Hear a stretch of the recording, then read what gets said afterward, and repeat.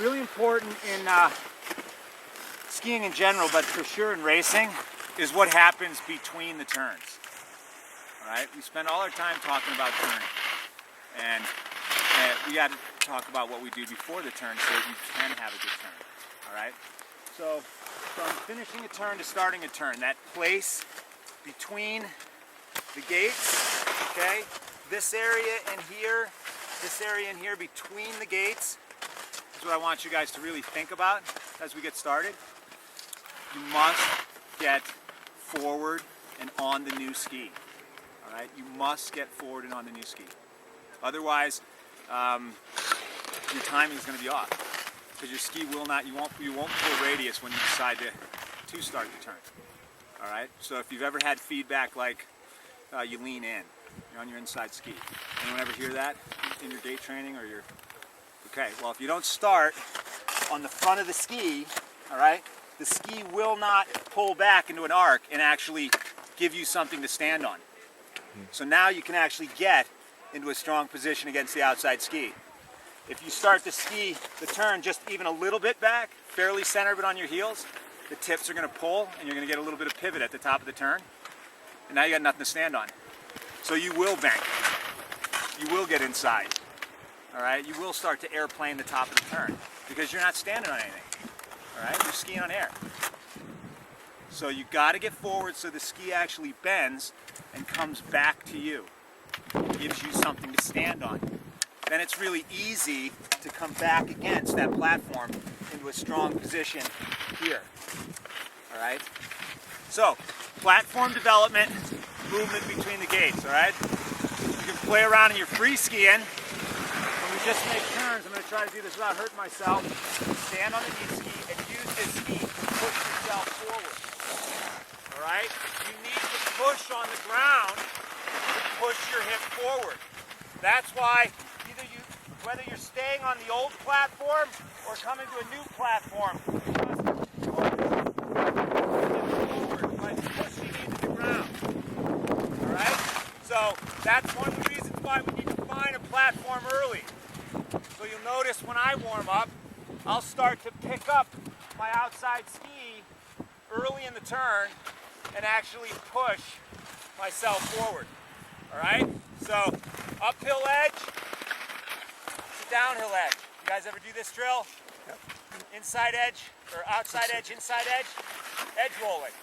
So, drill I did when I was a kid on little pin skis, you still need to do now. Independent feet, early pressure to the new ski so you can push your hip forward. So, let's just do some outside edge, inside edge rolling drills, okay, as we warm up. Everyone understand that? Yep. Looks kind of like this.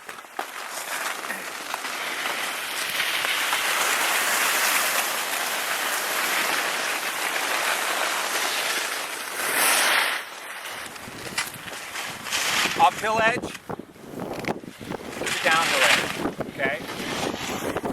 That's the drill or an idea that you can use in terms of I want to get on this ski early, all right? And I need something to push my hip forward. So you can elect to do it with this foot and push your hip forward as you roll into the turn, or you can elect to stay with the old ski and keep pushing on it and push your hip forward into the turn. I could care less which one you do. Oh. But you better have a platform and you better understand that you need to push on the ground to push your hip forward. Otherwise, it's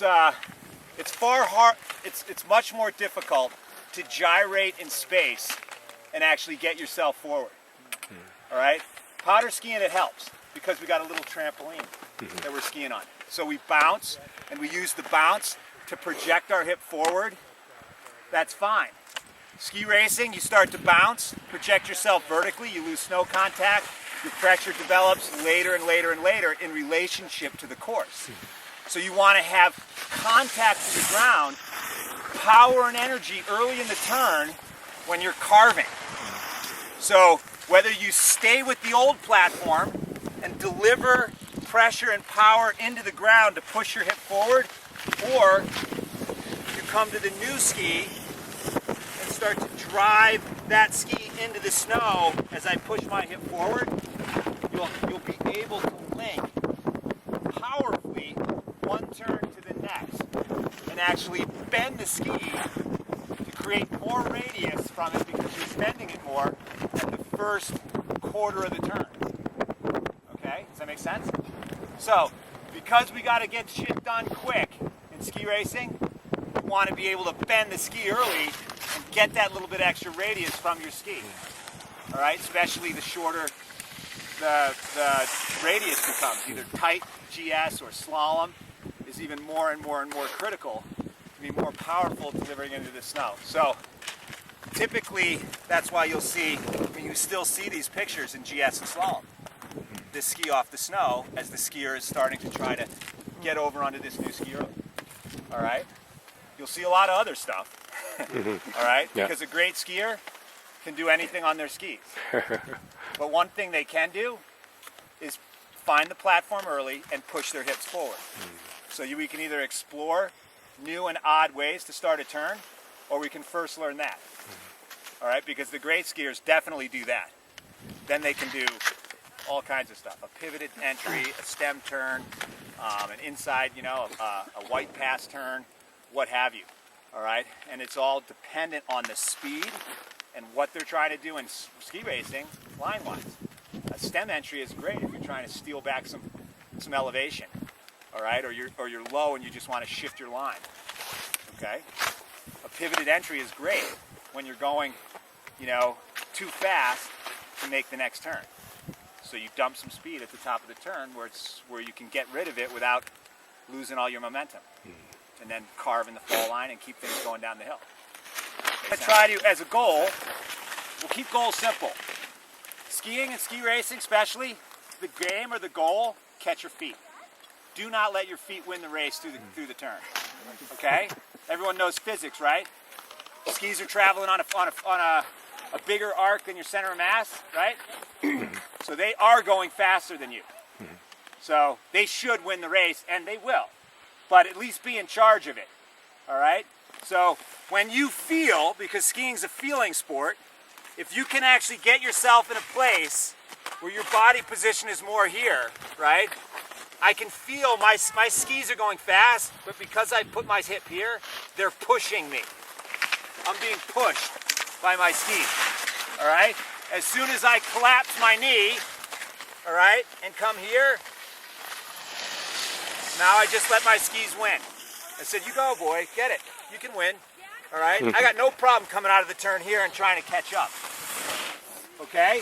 So the game is to get in front of your skis so you can feel in this position, you see where my hip is in relationship to my ski, that speed is going to push me because I've got good structural integrity. I've stacked myself up over my ski. I've closed my ankle joint, and I'm driving into the ground to keep pushing my hip here. So now my skis will push me. But at the end, you're going to have to release the edge. And that's when they win. But as little as possible, with closing the ankles as much as possible and finding this one early enough so you can go, all right, I'm going to start beating you again. So beat your feet through the turn. Always. And never, the less you can feel light between your turns, the better you're doing it. Okay? So we all feel that loss of gravity, all right, like the airplane just dropped in between turns. You want to feel heavy then, all right? Instead of just feeling light and coming across the skis, I want to deliver pressure into this ski and actively push myself across my skis and into the new turn. Okay, that's it. So in ski racing, we do all that between the gates. Then we can have a good turn. Not even worth talking about the turn, because you're using all that space to get your hip forward and establish pressure on the new uphill ski prior to getting to the turn zone.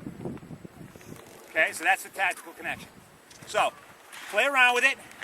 You can do an inside ski initiation. You can do an early outside ski initiation. But use something to push on to get your hip forward. All right? And play with it. Yep. Feel heavy. Feel the top of the turn. Push into the ground. And let's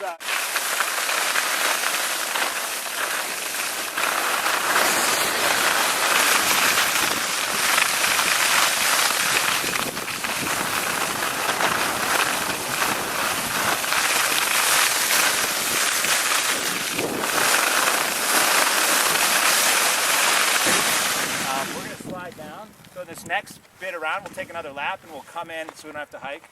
We'll come in, we'll do a couple from lower and then we'll work up. But I want to show you what's going on with these brush gates. Let's just slide over here. This is a great view of the race course, okay? So when you look down, right, you see all the red gates starting to line up. You see all the blue gates starting to line up. It's like it's a corridor, okay? And again, what we talked about is the space from the red line to the blue line, the in-between space, that's where you have to move. That's where you have to find this ski and really get your hip forward, okay, across the hill, all right? And you want to be on the new ski, you want to have it on edge, all that stuff, but you don't want to turn until you get to the line. So if you look down here and there was actually ruts in the snow, the ruts would actually start basically in the line with the flags, right? And one turn around them, right? And then the rut would disappear, movement across the hill, and then a turn. But what we typically do is we start our turn here too early because we're so anxious, or we're a little bit most likely on our heels. So even that slight movement inside to try to get the turn ready pulls the ski tips into the fall line, and we get that pre-pivot because we're not centered. You want to be really driving forward, really attacking, and on this new ski, if you want this ski pointing out here. And when you get to this brush, you're bending one turn. One turn. Okay? So the top brush is generally where the direction starts, and the lower brush is generally where the direction ends. It's not where you get off the ski. It's not where you finally get on the ski, because it can't happen that quick, right? So I'm going to start to get off of the ski here because my direction's done, and I'm going to use all of my space to that next brush to get on the ski, the uphill ski. So when I'm ready to turn it there, I'm fully on it. Nothing happens right here or right there in skiing. It's a continuation. You have to move. So my direction is done here. I move to this ski and I use this whole space to get forward and then turn. Okay? You wait, right? You come around this turn and you static ski. You just sit on your skis. You wait to do anything on your new ski till you get over to that brush. By the time you actually get anything out of the ski, you'll be so far low and late underneath that gate. Does that make sense? Yeah. So use the space. Fluid, rhythmic movement. Skiing is movement. Skiing, when it's done right, doesn't it look so rhythmical and fluid? Because movement is always occurring. Not just racers, good skiers. They're always moving. They don't just get into positions, right? You come out of a turn and sit, and then get into a position. They're constantly moving, okay? Constantly pushing against the ground so that they can move, all right? And in gates, just look ahead, look ahead, look ahead, look ahead, right? Utilize the space between the gates to move. So, who wants to give it a try?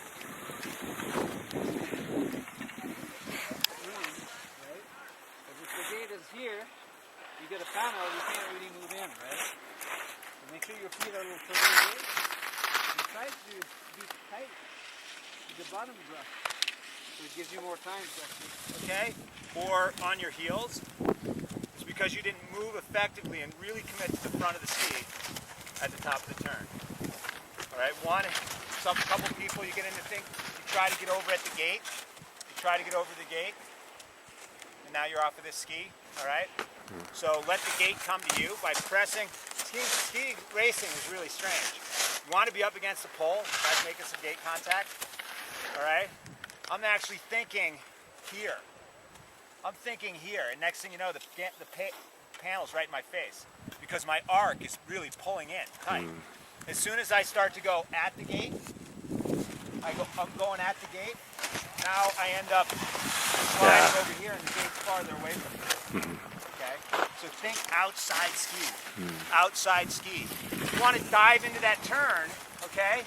That's the gate. I want to dive into this turn and get started. You better be thinking something out here so that ski pulls back on you. You can't just go with the body inside.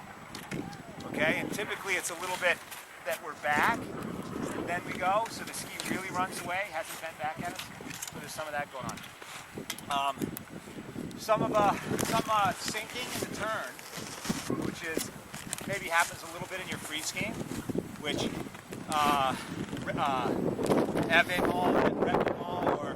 or absorbing the turn, which is great in the moguls, fantastic in powder. It happens in certain terrain features in a race course. Powerful carve skiing is not about sucking up the turn. It's about delivering as much force into the snow as you possibly can. So as I start to turn, okay, and I'm going to find this new ski. All right, I'm going to pretend the way I'm going to turn is too steep for me, but I'm coming onto this turn here, right? As soon as I find the ski early in the turn, I want to push. That leg is getting longer and stronger, more skeletally aligned, more powerful, all the way from the top of the turn. What happens when you get in the gates, you like to start to, do this move, We sink down. For some reason, we want to be all compact and some kind of race, predetermined race position. All right? You want to be long. All right? You want your feet away from you.